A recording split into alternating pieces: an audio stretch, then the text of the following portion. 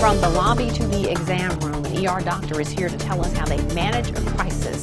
And passion over pay, that's what the millennials say. We'll explain. Plus, the making of Finding Dory. Mid-morning starts right now. WCBI's Mid-Morning with Aundrea, breaking away from your everyday.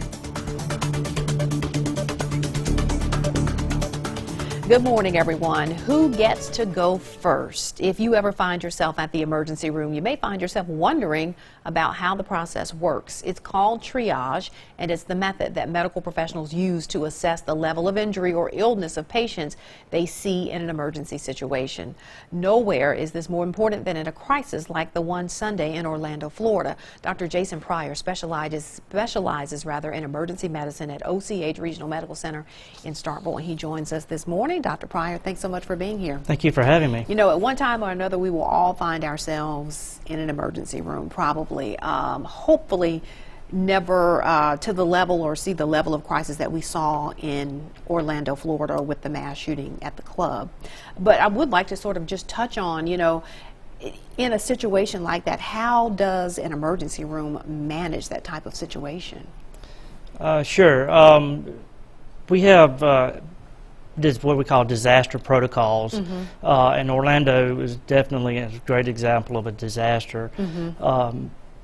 When we are overrun, when we are exceeding what we can do in a given time frame, we have on-call staff that we start calling in. Okay. And when it gets to an extreme, such as the one in Orlando, there's a hospital-wide disaster plan that goes into effect, and when that goes into effect, hospital administration starts calling people who are off-duty at home, not even on call, and asking them to come in at that point.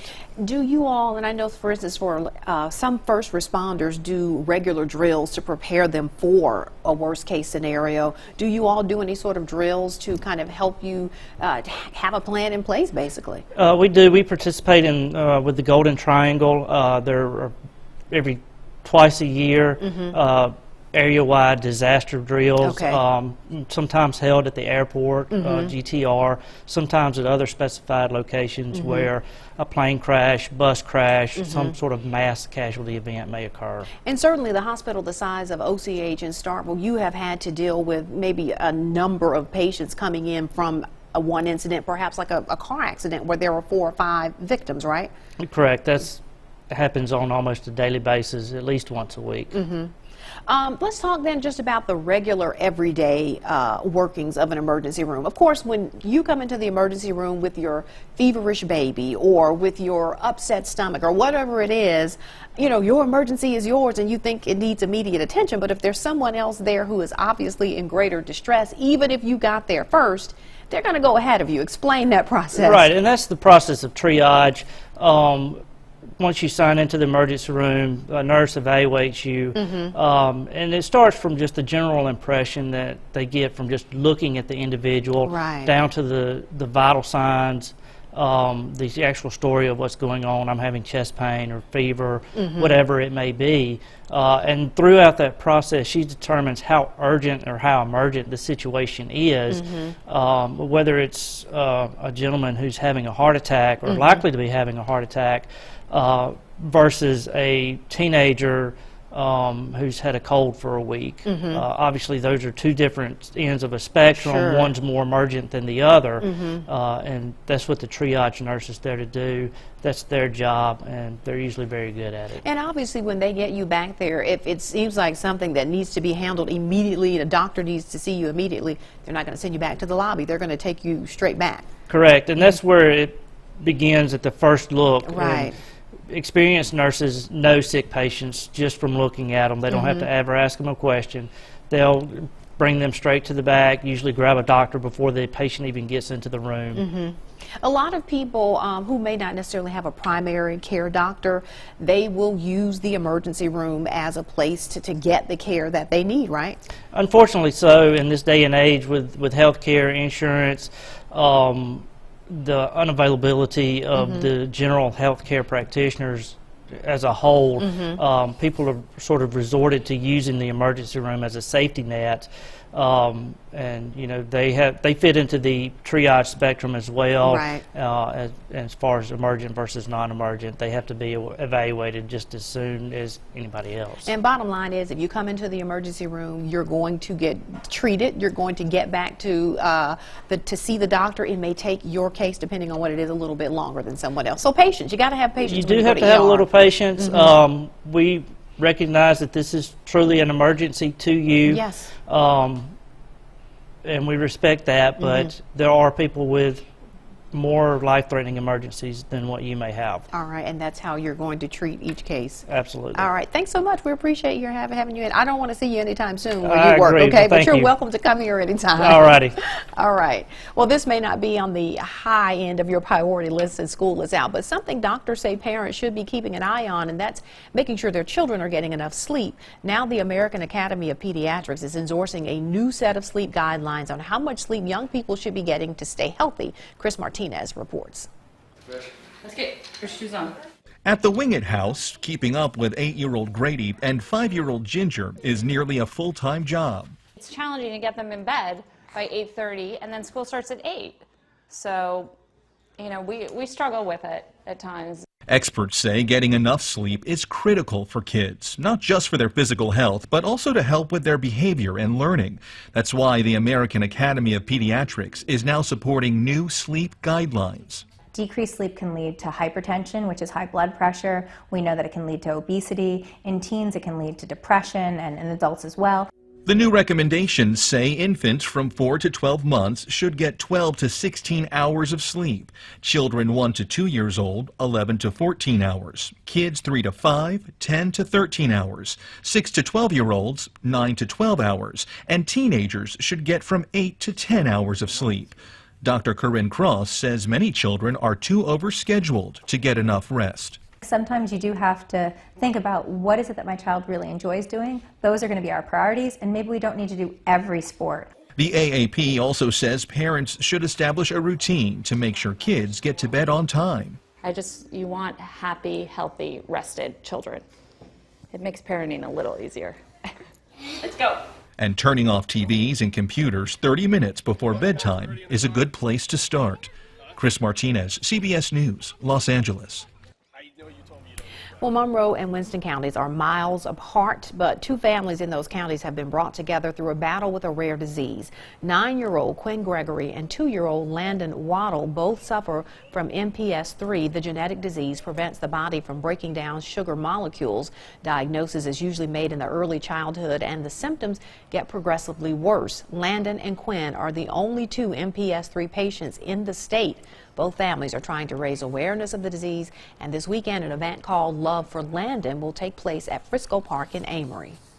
I think that is very good for a community to jump in for things like this, especially a rare disease that nobody knows about, and the communities come together and they're trying to learn it, and that's good. I know that it's definitely changed, you know, some ways with me, and I feel like with my family, I think we're learning. And you can find out more information on the Love for Landon event on our website, WCBI.com. All right, coming up, do what you love. That's the career philosophy of recent college graduates. A closer look at millennial job choices when we come back. This year's college graduates are now out looking for work and a steady paycheck. But a new survey finds that today's kids are choosing passion over pay. Jill Wagner reports. When Paul Zamsky graduated from college in 2014, you guys available at that time? He decided to work for a small startup instead of a large corporation. You have an impact on how the company is going to evolve. I'm not going to go to do a job at a large corporation that I'm not, interested in, and where my job is going to be insignificant simply because of the money. And this year's graduates feel the same way. In a survey from Accenture, 70% of students from the class of 2016 said they take less money to work at a company that provides a positive social atmosphere. That's up 10% from last year. The culture of the company trumps compensation, meaning a significant number said to us, it's really important for me to work for a company that has a culture that's interesting to me. Graduates also want to work at companies where they can advance and feel passionate about their job. We have some chimes here. Sylvia Zule just graduated with a degree in music education. At the ceremony, she held this sign, "Pursue your passion, not a paycheck." It's just a quote that I've always really lived by. Azule is now training to become a music therapist for kids with special needs. I wanted to wake up every day and love where I was going to work. Do you like coming to work? Every day, yeah. Josh, you're trying to... We're a small team. It just feels like you're with family. Zamsky says that's the kind of atmosphere he wants to work in. Jill Wagner, CBS News, New York. Now, part of that study does not bode well for 2016 graduates. More than half of last year's grads say they are not working in jobs, or they are working rather in jobs that do not require their college degree. Deadbolt locks can help keep criminals from kicking in a door, but what about doors that don't have a deadbolt? Turns out there's a cheap and easy way to strengthen the lock on a door handle. Kristen Miranda reports. It's easy to see how crooks got inside this home. The damaged door is proof enough. Chances are good the door was missing two small things, which would have made it much harder to kick in. Number 8 screws, 3 inches in length, to replace just 2 of the shorter screws that come standard in door plates like this. We're looking at 8 cents a piece. These are only 8 cents each? Yeah, 8 cents a piece here.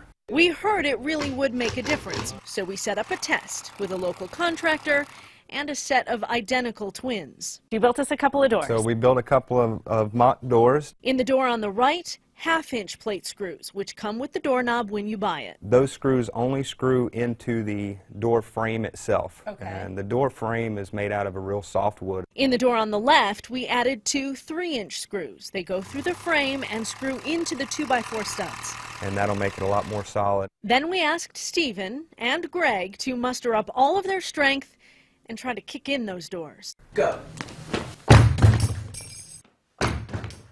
So there you go. The longer screws held, and the shorter screws? Okay, so one good kick. That's all it took. One good solid kick. The plate ripped from the door, and the frame split. Do you hear from people a lot that they want this done, or do you think most people don't realize that you can do this? Most people don't realize it until after it's too late. A simple way to stop the bad guys.